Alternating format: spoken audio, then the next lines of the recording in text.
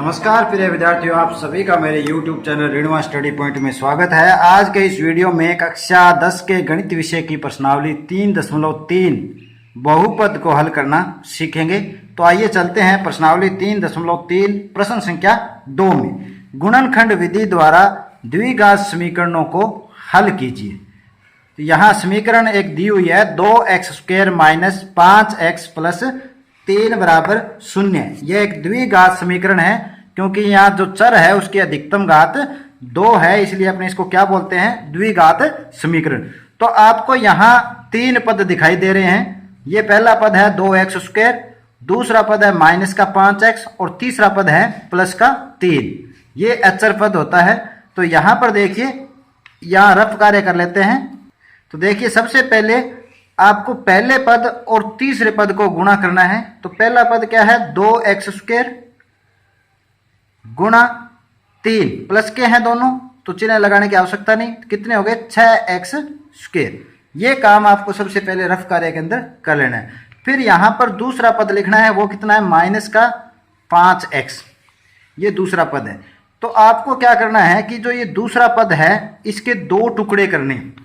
इस दूसरे पद के 2 भाग करने हैं और दोनों भाग ऐसे होने चाहिए कि जिनका जोड़ करने पर क्या आना चाहिए, जिनको जोड़ने पर जो दोनों टुकड़े होंगे वो जोड़ने पर क्या होने चाहिए, माइनस का 5x आए। यदि उन दोनों टुकड़ों को गुणा करें तो क्या आना चाहिए, ये जो 6x² गुणा करने पर आना चाहिए।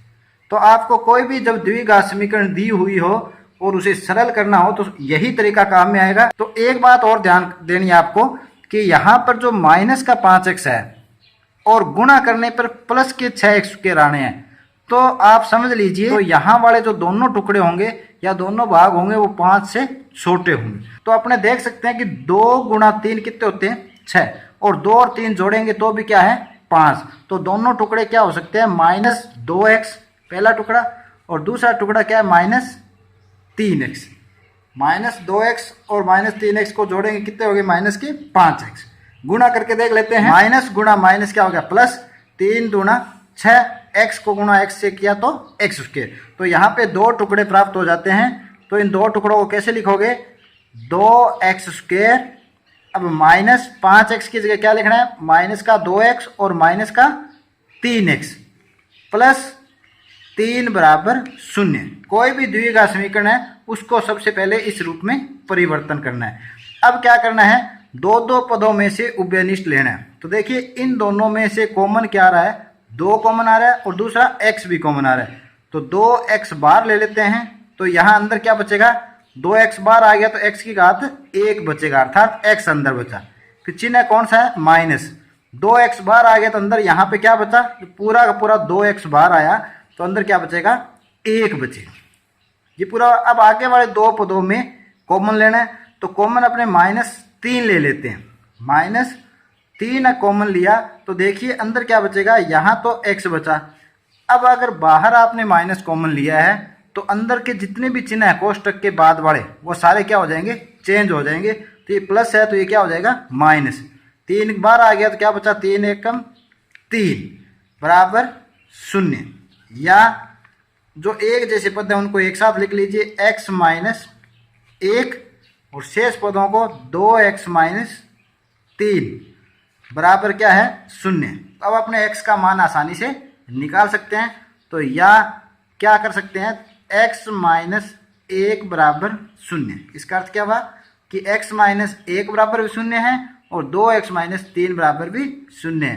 तो यहाँ लिख सकते हैं 2x - 3 बराबर भी 0। तो यहाँ से x का मान ज्ञात हो जाएगा। या x बाएं तरफ रखेंगे, -1 इधर आएगा तो क्या हो जाएगा, +1। तो x का एक मान तो प्राप्त हो गया 1। दूसरा मान देखिए, सबसे पहले बाएं तरफ किसको रखेंगे, 2x को बराबर ये जो अचर पद है -3, ये दाएं तरफ आएगा तो क्या हो जाएगा, प्लस का 3। या x बराबर 3 है, ये 2 गुणा में है तो क्या हो जाएगा, भाग में। तो दूसरा जो x का मान है वो x बराबर 3/2 प्राप्त होता है। तो अब अपने इस जो समीकरण है द्विघात समीकरण, इसके 2 मान प्राप्त हो गए। तो अपने लिख सकते हैं, अतः